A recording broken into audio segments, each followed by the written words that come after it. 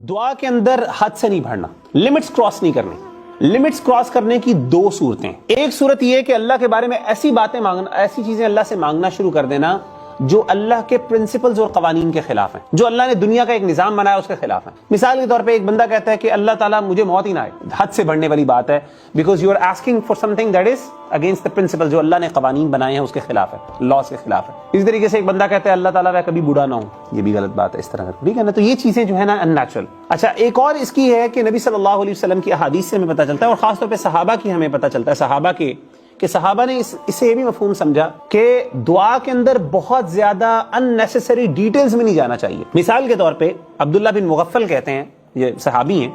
ان کے بیٹے نے دعا مانگی، ان کے سامنے دعا مانگ رہے تھے، اور انہوں نے کہا کہ اللہم انی اسألک القصر الابیض عن یمین الجنہ اذا دخلتها، اللہ تعالیٰ میں جنت کے اندر جو دائیں سائیڈ ہے وہاں پہ ایک سفید جو محل ہے آپ سے مانگتا ہوں۔ بڑی اسپیسیفک ڈیٹیلز میں چلے گئے تو عبداللہ بن مغفل نے کہا یا بنیا، اے میرے پیارے بچے، سل اللہ الجنہ، اللہ سے جنت کا سوال ضرور کرو، مانگو ضرور، وعوذ بہ من النار، اور آگ سے بچنے کا بھی اللہ سے دعا مانگو۔ لیکن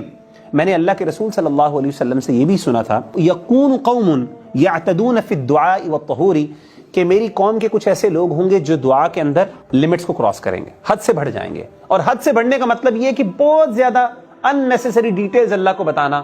اللہ ایسا ہو ایسا ہو ایسا ہو، اللہ سے خیر کی بات مانو کہ یہ حرام نہیں ہے، مانگ سکتے ہیں آپ اللہ سے جو مرضی مانگے، جو کہ جو جائز چیز ہے نا وہ تو اللہ سے مانگ سکتے ہیں، آپ کا اور اللہ کے درمیان معاملہ ہے، لیکن پسند نہیں کیا گیا اس چیز کو بہت اسی لیے ہمیشہ کوشش کریں اپنی دعا کو جنرل رکھیں۔ اس کا فائدہ کیا ہوتا ہے یہ یاد رکھیں، یہ دیکھیں نبی صلی اللہ علیہ وسلم نے جو باتیں بتائی نا اس کی حکمت بہت ہوتی ہے، اس سے نا آپ اپنی ایکسپیکٹیشنز کو ذرا تھوڑا سا نا مینج کر رہے ہوتے ہیں۔ نبی صلی اللہ علیہ وآلہ وسلم نے فرمایا جلدی نہیں کرنی دعا کے اندر، اور دعا میں جلدی کا مطلب یہ ہے کہ اگر ایک آپ جائز دعا مانگ رہے ہیں تو keep on invoking Allah, keep on asking for it،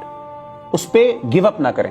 مانگتے رہیں۔ اور وہی والی بات ہے، جب آپ کی دعا جنرل ہوگی تو پھر اتنا مسئلہ بھی نہیں ہوگا۔ آپ بہت زیادہ اسپیسیفک میں اللہ مجھے اس لڑکی سے شادی کرنی ہے، اس لڑکی سے، اس لڑکی سے، اس لڑکے سے، اس لڑکے سے، ہو سکتا ہے اللہ نے آپ کو اس کے علاوہ کوئی دی تو آپ کو دلی نا، پہلی بات ہے۔ دوسری بات یہ جب آپ کہیں گے نا اللہ میری خیر، اللہ مجھے خیر عطا کر خیر، تو اب ہوگا یہ کہ جو بھی آپ کو ملے گا تو آپ اس میں سے خیر تلاش کر لیں گے۔ تو جلدی جو ہے انسان جنرل، تو جب انسان جنرل دعا مانگتا ہے نا تو انسان گیو اپ بھی نہیں کرتا، پھر انسان کنسسٹنٹلی اللہ سے مانگتا رہتا ہے، اور اسے ہوتا یہ کہ اگر اللہ نے فار ایگزامپل دنیا میں اس کا رسپونڈ نہ بھی کرنا ہو، اللہ کیا کرتے ہیں اسٹور تو دیتے رہتے ہیں نا اس کا، ورنہ یہ کہ نبی صلی اللہ علیہ وسلم نے فرمایا یستجاب لاحدکم ما لم یعجل، ایک بندے کی دعا کو قبول کیا جاتا رہتا ہے، انسان کی ایفرٹس اللہ قبول کر رہے ہیں، کاؤنٹ کرتے جا رہے ہیں، ما لم یعجل، جب تک کہ وہ جلدی نہ کرے۔ جلدی کا مطلب کیا ہے؟ یقول، وہ کہتا ہے قد دعوت ربی فلم یستجب لی، میں نے اپنے رب سے دعا مانگی لیکن میرے رب نے میری دعا کو قبول نہیں کیا۔